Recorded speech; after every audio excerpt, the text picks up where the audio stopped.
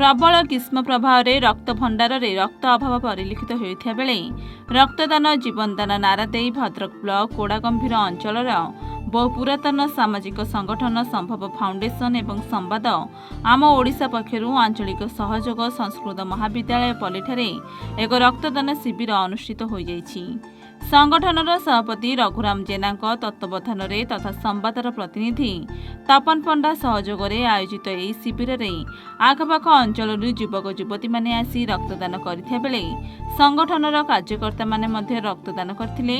ଏହି ଶିବିରରେ ମୁଖ୍ୟ ଅତିଥି ଭାବେ ଅତିରିକ୍ତ ଜିଲ୍ଲାପାଳ ରବିନାରାୟଣ ସାହୁ ଯୋଗ ଦେଇଥିବା ବେଳେ ବରିଷ୍ଠ ସାମ୍ବାଦିକ ଜ୍ଞାନପାଣୀଙ୍କ ସହ ପାର୍ଥସାରଥୀ ନାୟକ ମଧ୍ୟ ଯୋଗ ଦେଇ ରକ୍ତଦାତାମାନଙ୍କର ଆତ୍ମବିଶ୍ୱାସ ବଢ଼ାଇଥିଲେ।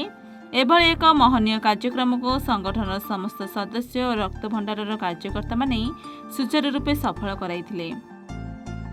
प्रत्येक वर्ष 6 वर्ष ये ब्लड डोनेशन कैंप होची समस्त सहयोग ब्लड डोनेशन कैंप चली। ग्रीष्म प्रभाव हेतु भद्रक जिलार भद्रक ब्लड बैंक ब्लड अभाव जनित जो ब्लड अभाव देखा दी भरपूर करने आमर ये प्रयास आपण मान सहयोग आपण मैंने जन देवाक चाहूँगी जे जनसाधारण समस्ते आसतु सहयोग करूँ ब्लड डोनेशन भाग नियंतु रक्तदान अन्य लोकर जीवन बचाइबार सहायक हम।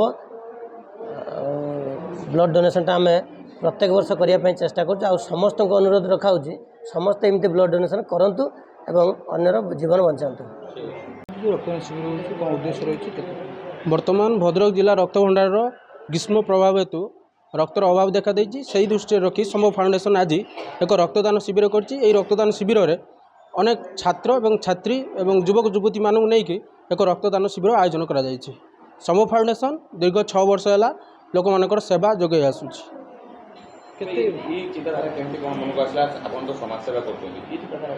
रक्तदान शिविर आमर यही वर्ष नुहे आम 6 वर्ष है कर प्रति वर्ष ग्रीष्म प्रभाव आसिले रक्तर अभाव देखा देता है। तेणुक समूह फाउंडेशन यही समय ही रक्तर दान रक्त शिविर आयोजन करए।